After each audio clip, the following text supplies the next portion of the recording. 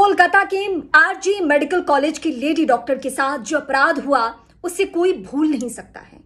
35 minute तक जो दर्द, जो यातनाएं उसने झेली है, उसकी पोस्टमार्टम रिपोर्ट सुनकर सबकी रूह कांप जा रही है।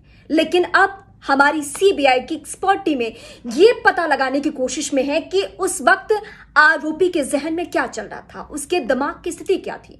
इसको मेडिकल की भाषा में साइकोलॉजिकल टेस्ट कहते हैं और यही टेस्ट होने जा रहा है कि 35 मिनट तक जो उसने सुलूक, जो उसने बर्बरता की है लेडी डॉक्टर के साथ, उसके पीछे उसकी क्या मानसिक स्थिति थी।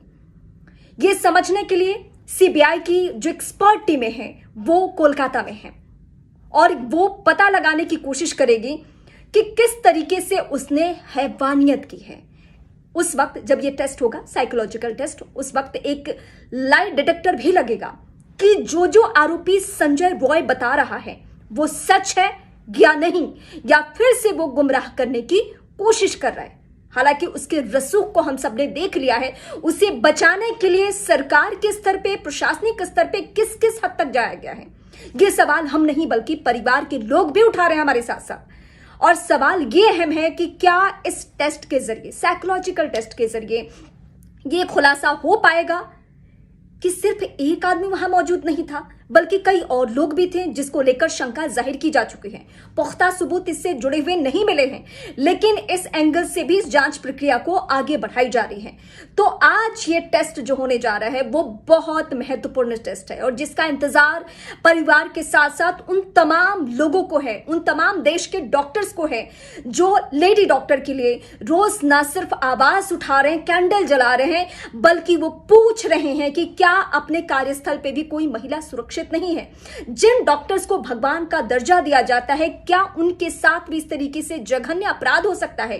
क्या उनके साथ भी ये सुलूक हो सकता है कि कोई उनके शरीर ही नहीं बल्कि अंतरात्मा को भी रौंद दे? जो लेडी डॉक्टर ने झेला है वो कोई और ना झेले, इसके लिए सीधे सीधे इस मामले को सीबीआई को सौंप दिया गया है। बहुत सारे सवाल उठ रहे हैं। कहा यह गया कि संजय रॉय को बचाने के लिए बहुत स्तर की कोशिश की गई, वहां से सबूत मिटाने की कोशिश हुई और यही सवाल सीबीआई की टीम खंगालने की कोशिश भी कर रही है कि आनन फानन में जहां पे यह घटना हुई, जिसे पूरी बैरिकेडिंग कर दी जाती है, वहां कोई आ जा नहीं सकता है। वहां कंस्ट्रक्शन का काम किसने शुरू किया, किसने सबूत से छेड़छाड़ करने की कोशिश की? ये सिर्फ एक मामला नहीं है बल्कि ऐसे कई सारे लूपहोल्स हैं जिसको पता करना बहुत जरूरी है। और सीबीआई की टीम जो इस वक्त कोलकाता में है वो यही पता लगाने की कोशिश कर रही है। लेकिन इंतजार सभी को उस रिपोर्ट का है जिसे हम साइकोलॉजिकल कह रहे हैं टेस्ट, और उस रिपोर्ट के आने के बाद ही पता चलेगा कि आखिर उस वक्त अपराधी की मानसिक स्थिति क्या थी,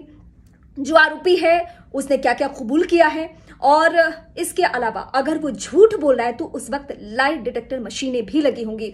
उससे पता चल जाएगा कि वो सच कह रहा है या झूठ कह रहा है।